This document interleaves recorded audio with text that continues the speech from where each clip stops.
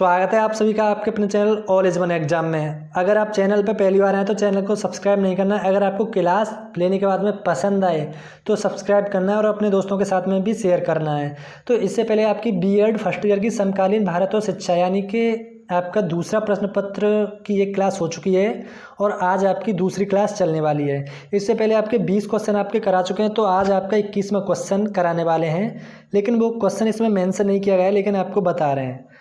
आपका 21 number question है, यह कथन किसका है? जब किसी देश की पुरातन संस्कृति पूरी तरह से किसी दूसरी संस्कृति के प्रभाव से नष्ट हो जाती है तो उस देश के निवासी पतन के गर्त में गिरने लगते हैं। बताइए किसने दिया है?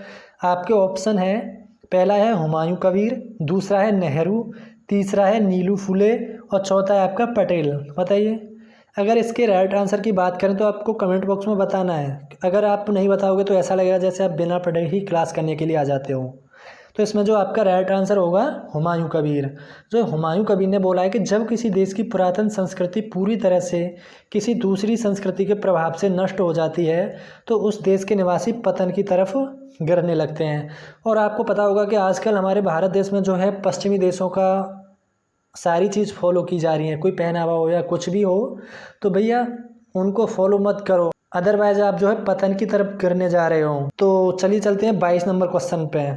आपका जो 22 नंबर क्वेश्चन है यह है, व्यक्ति की आर्थिक स्थिति शिक्षा तथा पद से निर्धारित की जाती है। बताइए। आपकी वर्ण वर्ग या फिर सामाजिक वर्ग या फिर जाति वर्ग या फिर धर्म वर्ग। बताइए। इसमें जो आपका राइट आंसर होने वाला है कौन सा होगा? ये होगा आपका ऑप्शन नंबर बी यानी कि सामाजिक वर्ग। तो चलिए चलते हैं 23 नंबर क्वेश्चन पे। 23 नंबर आपका क्वेश्चन है, यह समाज नामक पुस्तक के लेखक कौन है? बताइए। ड्यूवी है या फिर गांधी है या फिर मैकाइवर है या फिर दुर्खीम है? बताइए आप इसका राइट आंसर कौन सा होने वाला है?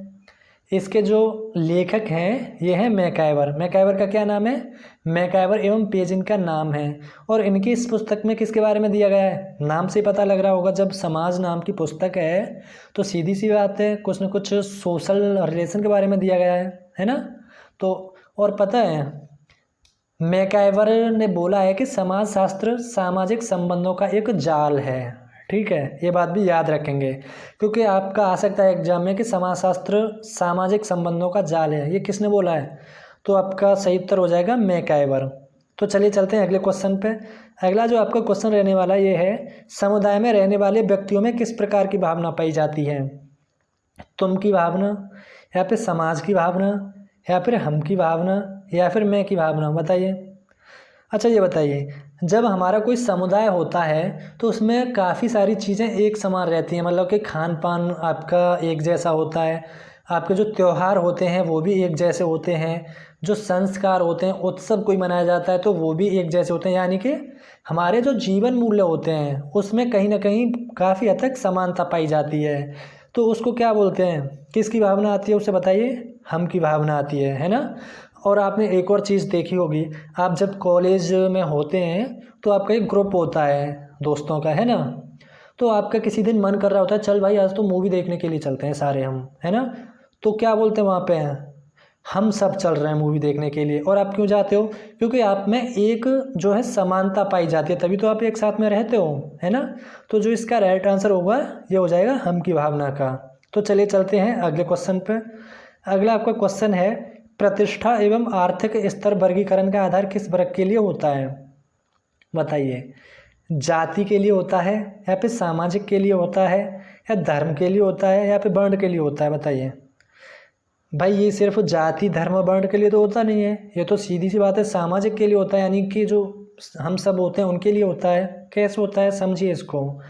जैसे कि हम किसी इंसान के बारे में बोलते हैं कि भाई वो पैसे में बहुत अच्छा है, तो ये ऐसा तो है नहीं कि सिर्फ एक ही जाति के लोग बोलते हैं, धर्म या वर्ण के बोलते हैं, सभी तो बोलते हैं। तो सब कौन होते हैं? मतलब कि सामाजिक। तो किसी इंसान की जो है स्थिति के बारे में जो पता लगाया जाता है क्या देख करके? उसकी धन संपत्ति और बैंक बैलेंस ये सब देख करके ही तो लगाया जाता है ना। आपको पता होगा। तो इसमें सही उत्तर कौन सा हो जाएगा आपका? सामाजिक हो जाएगा। अगर आपको समझ में नहीं आ रहा हो तो आप कमेंट बॉक्स में बता देना, जैसे कि आपको अगली क्लास में अच्छे से और समझाया जाए एग्जाम्पल दे करके। तो ये आपका 26 नंबर क्वेश्चन। 26 नंबर क्वेश्चन है, सांस्कृतिक रूप से वह परिभाषित समूह जो समस्त जनसंख्या के भीतर एक खास स्थान या स्तर प्राप्त होता है उसे कौन सा वर्ग कहते हैं? बताइए। सांस्कृतिक बोलते हैं, या फिर वर्ण बोलते हैं, या फिर सामाजिक बोलते हैं, या फिर धार्मिक बोलते हैं? आपको कमेंट बॉक्स में इसका आंसर जो है देना है, क्योंकि अगर आपको सिर्फ बताया ही जाए, आपसे ना पूछा जाए, तो आप कैसे मेहनत करोगे? इसीलिए आप देख करके बताना या फिर कैसे भी बताना। 26 नंबर क्वेश्चन का आंसर चाहिए कमेंट बॉक्स में आप सबसे। तो चलिए चलते हैं 27 नंबर पे। 27 नंबर क्वेश्चन है, कम्युनिटी शब्द जो है अंग्रेजी का किस भाषा से उत्पन्न हुआ है? जापानी से हुआ है, या फ्रेंच से हुआ है, या इटालियन से हुआ है, या फिर लैटिन से हुआ है? जल्दी से इसका कमेंट बॉक्स में उत्तर दीजिएगा। आपका जो कम्युनिटी शब्द है ये हुआ है आपका लैटिन। सही है, लैटिन भाषा के हैं, तो इसमें आंसर सही हो जाएगा। चलिए चलते हैं अगले क्वेश्चन पे। अगला आपका क्वेश्चन है 28 नंबर। ये है, स्कूल को प्यार का घर किस शिक्षा शास्त्री ने कहा है? बताइए। अगस्त कॉम्टे ने, या फिर पेस्टालोजी ने, या फिर डंकन ने, या फिर ड्यूवी ने? बताइए। अगर हम बात करें, स्कूल को जो प्यार का जो घर बोला है ये बोला है पेस्टालोजी ने। ठीक है। अगर इनके पूरे नाम की बात करें तो क्या है, इनका जो पूरा नाम है ये है जोहान हेनरिक पेस्टालोजी। ठीक है। कहाँ के रहने वाले हैं ये हैं स्विट्जरलैंड के रहने वाले हैं। ठीक है। तो चलिए चलते हैं अगले क्वेश्चन पे। अगला आपका क्वेश्चन है, नैन्सी कैटी के अनुसार विद्यालय का शैक्षिक कार्य नहीं है। बताइए कौन सा शैक्षिक कार्य नहीं है? आपको ये बात तो पता होगी कि ये जो विषय है इसमें हर के मत अलग अलग होते हैं, तो इसीलिए कि नैन्सी कैटी नाम के व्यक्ति हैं, इनके अनुसार जो विद्यालय का शैक्षिक कार्य कौन सा नहीं है इनमें से? बताइए। परम अहम का विकास, या फिर आवश्यक कलाओं में प्रशिक्षण, या फिर ज्ञान का विस्तार, या फिर चरित्र विकास? अगर हम बात करें तो इसमें आपका राइट आंसर होगा परम अहम का विकास। परम अहम का विकास ऐसा है जो विद्यालय का शैक्षिक कार्य नहीं है नैन्सी कैटी के अनुसार। आप इसको समझ लीजिए कि परम अहम है क्या। इसमें आपके 3 आते हैं, एक इदम आता है, एक आता है अहम आता है, एक आता है परा अहम आता है। तो अभी हम इदम और अहम की बात नहीं करने वाले हैं, सिर्फ परा अहम की बात करने वाले हैं। परा अहम होता है आपका सुपर ईगो। ठीक है, जिसको बोला जाता है आदर्शवादी सिद्धांत भी इसको बोला जाता है। अब सुपर ईगो क्या होती है? जैसे कि किसी व्यक्ति में नैतिक गुणों का जो भाव होता है, ठीक है, वो होता है परम अहम। चेतन मन से जुड़ा रहना जो होता है उसको भी बोला जाता है। ये जो है आपका नैतिक गुणों का जो भाव होता है ये किस अवस्था में उत्पन्न होता है? बताइएगा। आपको ये बात पता होनी चाहिए, होता है आपका किशोरावस्था में। ठीक है, तो उन्होंने इसी बात को बोला है कि जो इंसान के अंदर जो नैतिक गुणों का जो भाव है ये विद्यालय का शैक्षिक कार्य नहीं है। ठीक है, तो राइट आंसर कौन सा हो जाएगा? ये वाला, ए वाला। और बाकी सब जो है शैक्षिक कार्य हैं विद्यालय के। तो चलिए चलते हैं अगले क्वेश्चन पे। अगला आपका क्वेश्चन है, यह कथन किसका है? बालक के प्रथम 6 वर्ष में माँ के घुटने ही उसका विद्यालय होते हैं। बताइए। आपका गांधी का है, या फिर कॉमेनियस का है, या फिर पेस्टालोजी का है, या फिर नन का है? बताइए इसमें जो राइट आंसर है कौन सा हो जाएगा? ये हो जाएगा आपका कॉमेनियस का। कॉमेनियस ने बोला था कि बालक के जो प्रथम 6 वर्ष होते हैं माँ के घुटनों ही उसका विद्यालय है। हालांकि जो कॉमेनियस ने ये बात बोली होगी पहले के बच्चों को देख करके बोली होगी, क्योंकि आज के जो 6 वर्ष के बच्चे होते हैं वो तो काफ़ी एडवांस होते हैं, है ना, होते हैं ना। तो चलिए चलते हैं अगले क्वेश्चन पे। अगला जो आपका क्वेश्चन है ये है, समाज की सबसे छोटी इकाई किसे माना गया है? बताइए। इसमें जो आपका राइट आंसर होगा कौन सा होगा? राज्य को माना है, या फिर परिवार को माना है, या फिर व्यक्ति को, या फिर संस्था को? अगर हम बात करें समाज की जो सबसे छोटी इकाई होती है ये भाई परिवार तो होगा नहीं, ना राज्य होगा, ना संस्था, तो क्या होगा? व्यक्ति ही होगा, क्योंकि व्यक्ति से मिलकर ही तो हमारा समाज बनता है। तो सबसे छोटी इकाई कौन हो गया? व्यक्ति हो गया। तो चलिए चलते हैं अगले क्वेश्चन पे। अगला आपका क्वेश्चन है, सामूहिक प्रतिनिधित्व करना किस सिद्धांत पर आधारित है? बताइए।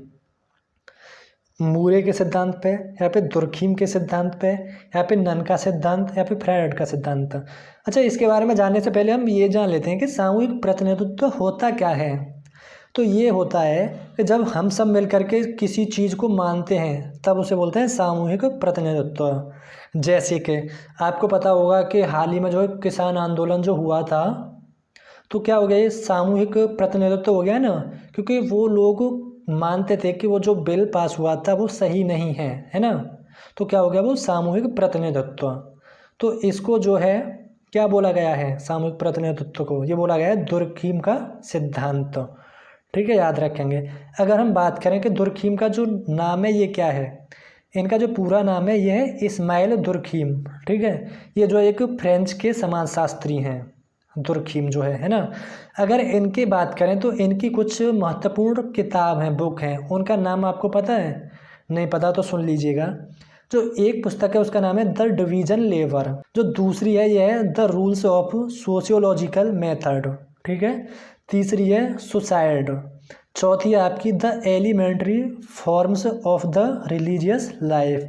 ठीक है, याद रखेंगे ये जो 4 बुक हैं इनकी बहुत महत्वपूर्ण है, आपकी आती भी हैं, तो याद रखेंगे। चलिए चलते हैं अगले क्वेश्चन पे। अगला आपका क्वेश्चन है 33 नंबर, ये है यह एक्ट संविधान की किस धारा के अंतर्गत माना जाता है? राज्य किसी भी नागरिक के विरुद्ध धर्म, वंश, जाति, लिंग तथा जन्म स्थान के आधार पर भेद नहीं करेगा। बताइए, आप इसका तो आंसर दे ही सकते हो ना। बताइए 24, यहाँ पे अनुच्छेद 25, यहाँ पे अनुच्छेद 30, यहाँ पे अनुच्छेद 18। बताइए। अगर हम बात करें तो ये दिया गया है आपका अनुच्छेद 25 में। अनुच्छेद 25 में बोला गया है कि कोई भी राज्य जो है धर्म, वंश, जाति, लिंग तथा जन्म स्थान के आधार पर भेदभाव नहीं करेगा आपका। अगर हम बात करें अनुच्छेद 24 में क्या दिया गया है, बताइए, आपको पता होना बहुत ज़रूरी है। अनुच्छेद 24 में बताया गया है कि अगर 14 वर्ष से कम आयु को कोई भी बच्चा होगा तो उसको किसी कारखाने में नौकरी पे नहीं रखा जाएगा। 14 वर्ष से अगर कोई कम का बच्चा होगा तो उससे कोई भी हानि हो सकती है और ऐसे स्थान पर कार्य नहीं करेगा जिसको उसको कोई भी नुकसान हो।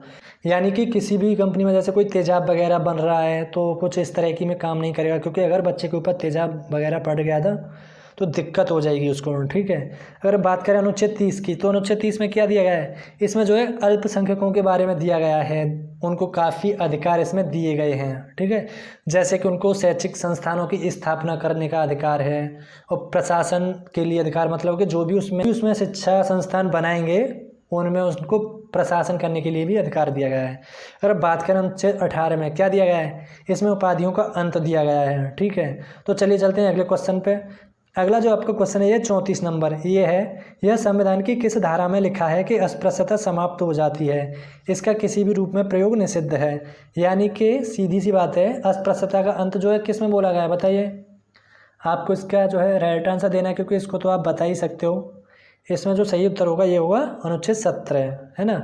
और अनुच्छेद 30, 43, 24, बताइए इसमें क्या दिया गया है? अभी आपको बताया भी गया है पिछले क्वेश्चन में, तो आपको बताना भी है। चलते हैं अगले क्वेश्चन पे। अगला क्वेश्चन है आपका परस्पर संबंधित परिवार मिलकर जब एक बड़ा समूह बनाते हैं तो उसे क्या कहा जाता है, बताइए। जब हम और बड़ा समूह बनाए तो उसको क्या बोला जाएगा? भाई उसको समूह ही तो बोला जाएगा, उसको गांव तो नहीं बोल सकते हैं, है ना। तो सही उत्तर क्या होगा, समूह। तो चलिए चलते हैं अगले क्वेश्चन पे। अगला जो आपका क्वेश्चन है ये है अनेक गोत्र के मिलन से किसका निर्माण होता है? बताइए किसका होता है? विश्व समाज का होता है, यहाँ पे गोत्रों का होता है, यहाँ पे परिवार का होता है, या फिर जनजाति का होता है? बताइए इसमें जो राइट आंसर होता है। इसमें तो वैसे जनजाति दिया गया है, लेकिन मुझे लगता है कि जनजाति नहीं होना चाहिए। आपको कंफर्म करके बता देंगे, ठीक है। तो इसको नेक्स्ट क्लास में बताया जाएगा आपको। तो चलते हैं अगले क्वेश्चन पे। अगला क्वेश्चन है आपका 37 नंबर, यह भारतीय समाज की प्रकृति को कितने भागों में बांटा गया है? बताइए, 2 में या फिर 6 में या फिर 9 में या फिर 7 में? अगर हम बात करें भारतीय समाज की प्रकृति को तो 2 भागों में बांटा गया है। वो 2 भाग कौन कौन से आपको कमेंट बॉक्स में बताना है। अगर आपको नहीं पता है तो आपको रिप्लाई करके बता देंगे, ठीक है। आपका अगला क्वेश्चन आपका आश्रम शब्द संस्कृत के किस धातु से लिया गया है? बताइए, अस्त्र से लिया गया है, या फिर आश्र से लिया गया है, या फिर श्राम से, या फिर श्रम से? तो ये आपका लिया गया है आश्रम शब्द संस्कृत के श्रम धातु से, ठीक है। चलते हैं अगले क्वेश्चन पे। अगला आपका क्वेश्चन है आश्रम का शाब्दिक अर्थ क्या होता है? विश्राम स्थल या पड़ाव, या फिर ठहरना होता है, या फिर शांतिपूर्वक रहना होता है, या फिर आराम करना होता है? बताइए। तो इसका शाब्दिक अर्थ होता है, ये होता है विश्राम स्थल या पड़ाव। आपको पता होगा कि जैसे पहले जो बाबा जी लोग होते थे वो आश्रम बना लेते थे, है ना, और उसमें विश्राम करते थे। तो इसका जो आंसर हो जाएगा क्या हो जाएगा, विश्राम स्थल या पड़ाव। तो चलिए चलते हैं 40 नंबर क्वेश्चन पे। 40 नंबर क्वेश्चन है किस महर्षि ने कहा है आश्रम व्यवस्था 4 दंडों वाली एक सीढ़ी है जो ब्रह्म की ओर ले जाती है। बताइए किसने कहा है? वेद व्यास ने बोला है, या फिर भाष्य ने, या फिर पतंजलि ने, या फिर गौतम ने? तो ये बोला है वेद व्यास ने। आपको बताना है कि बताइए महाभारत की जो रचना की है किसने की है, आपको ये बताना है। आप अगर क्वेश्चंस का आंसर दोगे तो ये आपके लिए ही फायदा है ना। तो आइए 41 नंबर पे, ये है ब्रह्म के अनुसार जीवन व्यतीत करना। यह किस आश्रम के अंतर्गत आता है? बताइए, वानप्रस्थ के, या फिर ब्रह्मचर्य के, या फिर संन्यास के, या फिर गृहस्थ श्रम के? बताइए। तो ये आता है ब्रह्मचर्य के। ठीक है। संन्यास क्या होता है? संन्यास तो वो होता है घर गृहस्थी थे जो संन्यास ले लेते हैं उनको बोला जाता है, लेकिन जो ब्रह्म के अनुसार जीवन व्यतीत करता है ये आता है ब्रह्मचर्य के अनुसार। ठीक है। तो आज के लिए आपके इतने ही क्वेश्चन कराते हैं। आपको ये क्लास कैसी लगी कमेंट बॉक्स में ज़रूर बताना है। और हम एक और सोच रहे हैं कि आपके लिए लाइव क्लास लेकर के आए हैं, है ना। आपको बताना है कि लाइव क्लास लेकर के आई जाए या नहीं आई जाए। अभी के लिए बस इतना ही। आगे मिलते हैं किसी नई क्लास के साथ में। तब तक के लिए अपना ध्यान रखें, ख्याल रखें। Bye. Thank you so much.